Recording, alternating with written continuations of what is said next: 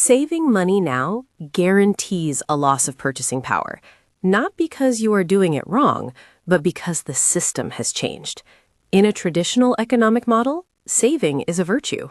The primary error in modern financial planning is conflating currency units with purchasing power.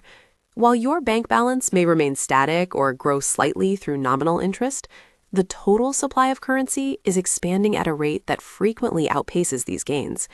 This creates a nominal illusion, where the saver perceives stability, while their share of the total money supply is actively diluted.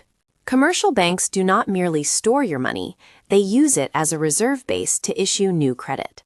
Through the fractional reserve system, every dollar saved is leveraged to create multiple dollars of new debt. This expansion of credit increases the total amount of money chasing a finite supply of goods and services, inherently devaluing the original unit of currency held in the savings account. To determine the utility of saving, one must calculate the real interest rate, the nominal rate minus the inflation rate. In the current environment, nominal rates offered on savings accounts are historically lower than the actual rate of currency debasement. This results in a negative real yield, where the saver pays the system for the privilege of holding their currency in a regulated institution. The distribution of new money is not uniform.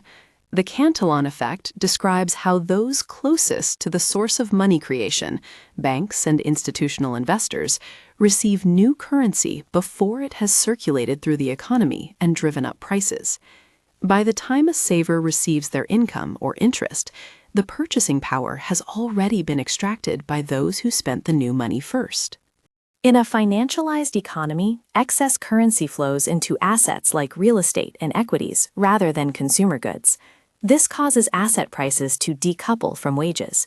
For a saver, the goal is often to eventually purchase an asset, but because assets are the primary vehicle for escaping currency debasement, their prices rise faster than a saver can accumulate currency. The goalpost moves faster than the runner. Taxation further penalizes the saver. Most tax codes do not account for inflation when calculating capital gains or interest income. If you earn 5% interest in an environment with 5% inflation, your real gain is zero. However, the government taxes the 5% nominal gain. This results in a negative real return after taxes, meaning the saver is effectively being taxed on a loss. Modern money is created through the issuance of debt. In this system, debt is a functional asset, while currency is a liability. Borrowers benefit from inflation because they repay loans with devalued currency.